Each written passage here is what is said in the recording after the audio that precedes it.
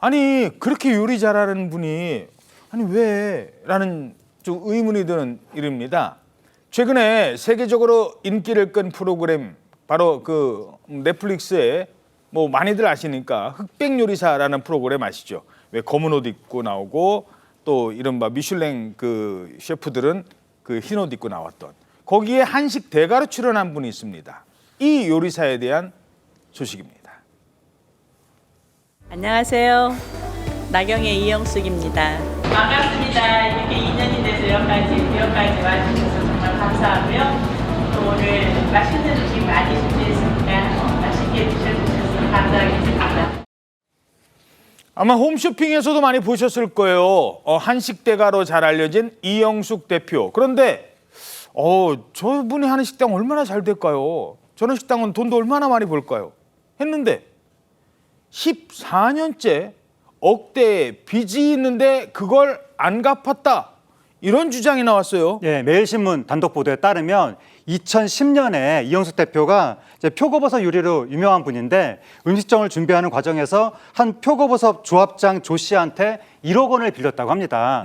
차용증도 있다고 하는데 근데 만기가 2011년 4월이었는데 그때까지 돈을 못 갚았다는 거예요. 돈을 빌려준 조 씨가 사망했다고 합니다. 유족들이 유품을 정리하다가 차용증을 발견한 거예요. 아이고. 그래서 돈을 갚으라고 연락을 했더니 이 대표가 나는 돈 빌린 적이 없다. 라고 얘기했다고 합니다. 근데 법정에서 결국 1억 원을 갚으라는 판결이 나온 거예요. 판결이 나온 다음에도 이 대표가 돈이 없다라고 하면서 돈을 안 갚았다고 합니다. 유족 측에서 땅에 가압류를 거는 등의 과정으로 총 4,200만 원 정도만 돌려받았다라고 주장하고 있습니다. 그러니까 빌려준 돈이 1억인데 14년이 지난 아직까지도 1억 중에 다는 못 받고 4,200만 원 주고 안 갚았다라는 게 이 돈을 빌려줬다는 분 유족의 주장입니다. 자, 유족은 이영숙 대표의 이런 행보 때문에 더 화가 난다라고 말하고 있습니다. 처음에 저는 한식 대첩을 해가지고 우승을 했었잖아요. 사실은 무서워가지고 한 3개월 동안 문을 닫았었어요. 시골 무지랭이가 어쩌다가 그렇게 됐는데 사람이 너무 많이 저기 하니까 겁이 나더라고요. 주변에서 안 된다고 막 해야 된다고 그래가지고 이제 음식으로 그냥 맞이하니까 제일 편안하더라고요. 예. 자, 글쎄요. 저렇게 잘 나가면서 왜 내 돈은 안 갚느냐는 거예요. 근데 최근에 인기를 끈 이 흑백 요리사 출연 이전에 이영숙 대표 다른 요리 경연에서도 우승을 했습니다. 이때 겁이 날 만큼 손님이 몰려왔다는 건데 유족 측에서는 이게 화가 난다고요? 그렇죠. 겁이 날 만큼 손님이 몰려왔다고 하면 그 이익으로 빚을 먼저 갚았어야 되는 게 아니냐 이런 생각을 하고 있는 것 같은데요. 이영숙 대표가 2014년 한식대첩2에서 우승해서 가게에 손님이 많이 몰렸다고 합니다. 뿐만 아니라 이때의 성공을 바탕으로 밀키트 같은 것들을 만들어서 홈쇼핑에 진출을 하기도 했었거든요. 돈을 일부 돌려받지 못했다고 주장하는 유족 측에서는 이런 부분이 화가 난다는 겁니다.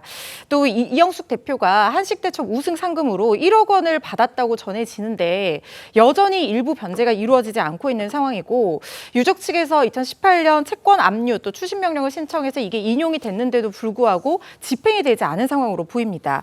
유족은 이영숙 대표가 갚아야 할 금액이 지금 이자를 포함해서 대략 2억 원 정도 되는 상황이라고 하는데 이번에 또 이런 유명 요리 경연 프로그램에 출연해서 보는 사람들을 더 화가 나게 한다 이렇게 주장을 하고 있습니다. 예.